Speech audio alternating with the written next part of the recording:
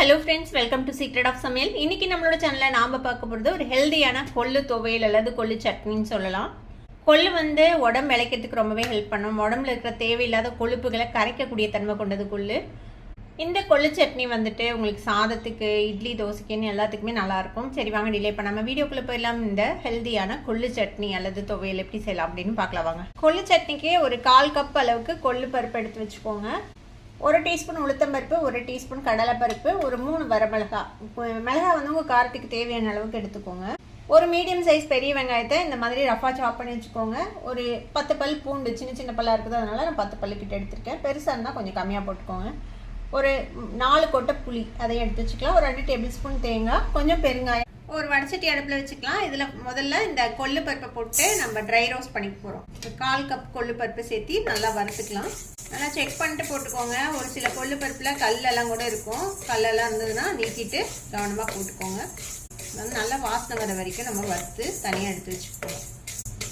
நம்மளோட சேனலில் ஏற்கனவே கொள்ளு பருப்பு கடையல், அப்புறம் கொள்ளு ரசம், பச்சை கொள்ளு ரசம்னு நிறையா நம்ம போட்டிருக்கோம். நான் லிங்க் வேணால் டிஸ்கிரிப்ஷனில் கொடுக்குறேன், செக் பண்ணி பாருங்கள். நல்லா வறுபடிச்சு தனியாக எடுத்து வச்சிடலாம். ஒரு தட்டில் ஆறட்டும். இப்போ இதில் கொஞ்சமாக எண்ணெய் விட்டுக்கலாம். 1 டீஸ்பூன் எண்ணெய். நம்ம எடுத்து வச்சிருக்கிற இந்த கடலை பருப்பு, உளுத்த பருப்பு, வரமிளகாய் இதை செவக்க வறுத்துக்கலாம். இப்போ பார்த்தீங்கன்னா தெரியும், இந்த கடலை பருப்பு, உளுத்த பருப்பும் நல்லா செவந்து வறுபட்டுருச்சு. இப்போ இது கூடவே நம்ம இந்த வெங்காயம், பூண்டு, புளி இது 3ஐயும் சேர்த்திடலாம். தேங்காய் கடைசியாக சேர்த்திக்கலாம். இதோட சேர்த்து நல்லா வதக்கி விடுங்க. இந்த வெங்காயம் கொஞ்சம் கிளாஸியான ஒரு கன்சிஸ்டன்சிக்கு வதங்கணும். அது வரைக்கும் இது வதக்கிக்கலாம். புளியை கொஞ்சம் கம்மி பண்ணிவிட்டு தக்காளி சேர்த்து கூட வதக்கி அரைச்சிக்கலாம். அதுவும் நல்லா தான் இருக்கும். இப்போ வெங்காயமும் அந்த கிளாஸி டெக்ஸ்சருக்கு வதங்கிடுச்சு. இப்போ நம்ம எடுத்து வச்சிருக்கிற தேங்காய், இந்த 2 டேபிள் ஸ்பூன் தேங்காயும் சேர்த்துக்கலாம். இப்படியும் நல்லா வதக்கி விடுங்க. தேங்காய் போட்டப்பறம் ரொம்ப வதக்க தேவையில்லை, லேசாக வதக்கினீங்கன்னா போதும். அடுப்பு ஆஃப் பண்ணிடலாம்.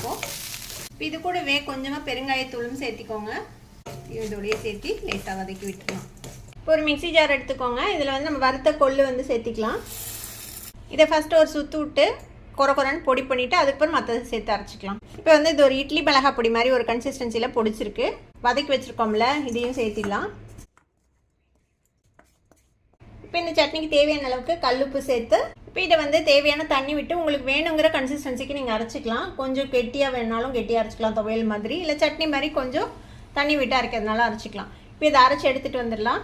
இப்போ இது மாதிரி நான் திக்காக அரைச்சிருக்கிறேன். நான் இன்றைக்கி சாதத்துக்காக செய்கிறேன், அதனால் இந்தளவுக்கு திக்காக செஞ்சுருக்கேன். நீங்கள் இட்லி, தோசை அதுக்கு செய்கிறீங்கன்னா கொஞ்சம் தண்ணி விட்டு நீங்கள் அரைச்சிக்கோங்க. இந்த சட்னிக்கு தாளிப்பு போடணும்னு கூட அவசியம் இல்லை. இல்லை உங்களுக்கு தாளிச்சா பிடிக்கும்னா ஒரு இதில் நல்லெண்ணெயில் கொஞ்சமாக கடுகு, கருவேப்பிலை, வரமிளகாய் தாளித்து இதில் கொட்டிக்கோங்க.